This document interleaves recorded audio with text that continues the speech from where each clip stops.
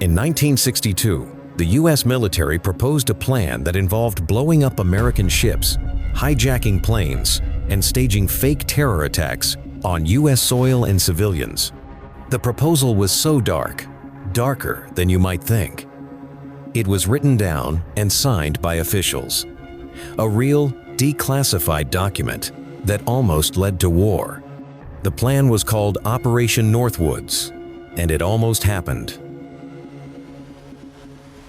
Hi, you are watching Driftline. Today's episode covers an insane US military proposal that came shockingly close to being approved. I am Andy. I don't narrate because I am no good at it, but I do make these stories. Enjoy the rest of the video. Let's rewind. In 1962, the Cold War was heating up. The US and the Soviet Union are locked in a global power struggle. Every move feels like a chess match, played with missiles, spies, and propaganda, and the whole board is the world. But one square suddenly matters more than most. Just 90 miles off the coast of Florida, there's Cuba. A few years earlier, Cuba had undergone a revolution. The new government, led by Fidel Castro, had overthrown the US-backed Batista regime and taken power. At first, some in the West weren't sure what to make of him, but that changed fast. Castro made it very clear he was not a fan of American influence. He nationalized industries, seized the US-owned property, and worse, he was aligning himself with the Soviets. For Washington, this was more than a headache. It was a threat, a communist ally of Moscow, right at America's doorstep. A year earlier, the US tried to solve the problem.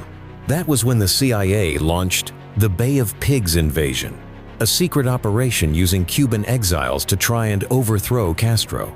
But it failed publicly and embarrassingly.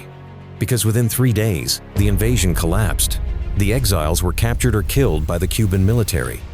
American involvement to overthrow sovereign government, which was supposed to be deniable, was obvious to the entire world. Photos of prisoners hit global newspapers. The Soviet Union mocked the US openly, and Castro came out of it looking stronger than ever, and the Kennedy administration was left humiliated on the world stage. Inside the Pentagon and the White House, pressure was mounting. So, US leadership was desperate for a new plan, something that would justify military action against Cuba, but this time with the public support. That's where Operation Northwoods enters the story. See, Operation Northwoods wasn't a battlefield strategy. It wasn't about tanks or troops. It was about perception. The idea was simple and horrifying. Create the illusion of Cuban aggression by staging attacks. Then, use that as justification for a full-scale war. This wasn't the work of some rogue agent or fringe conspiracy theorist. No, it came from the Joint Chiefs of Staff, the highest-ranking military officers in the country. They laid it all out in a memo, signed and delivered to the Secretary of Defense. Some of the suggestions they included were: stage a fake attack on a U.S. naval base and blame it on Cuban saboteurs. Blow up a U.S. ship near Cuban waters, then stage funerals for victims who didn't actually exist. Hijack commercial airliners, disguise a U.S. plane as a Cuban MiG fighter, and shoot it down, killing real or fake passengers. Create a fake Cuban terror campaign in American cities, including planting bombs and burning public property. And just to be clear, this wasn't theoretical. The language in the documents is shockingly blunt. They talk about how public outrage would help justify U.S. military intervention and how international support would be easier to gain if Cuba appeared to be the aggressor. One section even says, the suggested courses of action will provide justifications to U.S. military intervention in Cuba. But how does a plan like this, a proposal to stage deadly attacks on your own people, even make it past the brainstorming phase? How did it get written down, formalized, and sent up the chain of command? Well, the short answer is, the Cold War was insane. The long answer is more complicated. After the embarrassment of the Bay of Pigs, the Pentagon and the CIA were under pressure. The Kennedy administration needed a win, and removing Castro felt like a top priority. But with no legal or moral grounds to launch another invasion, the military started thinking creatively. That's when General Lyman Lemnitzer, the chairman of the Joint Chiefs of Staff, took the lead on Northwoods. He and other top generals seemed convinced that the ends would justify the means. that Americans and the world would support the war if they believed Cuba struck first. And the plan almost got the green light. It was sent to Robert McNamara, the Secretary of Defense at the time, and it made its way to President John F. Kennedy.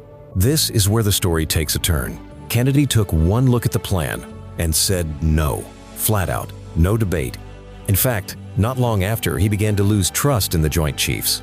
General Lemnitzer was soon replaced. Operation Northwoods was buried, quietly. No press release, no scandal, just shelved. The memo sat in archives for decades, unknown to the public, unknown to even most of Washington. Then, in the 1990s, during a wave of declassification after the JFK assassination investigation, the documents were released. People couldn't believe what they were reading. A formal plan, written in plain language, describing false flag operations, not just as a theoretical possibility, but as a legitimate proposal. The backlash was immediate, and, in many ways, it still echoes today. See, the reason Operation Northwoods hits so hard is because it feels unreal, but isn't. It's a reminder that even the most impossible conspiracy-sounding ideas sometimes have paperwork to prove them. It also shows how far government agencies, even democratic ones, might go when fear and power mix in the wrong way.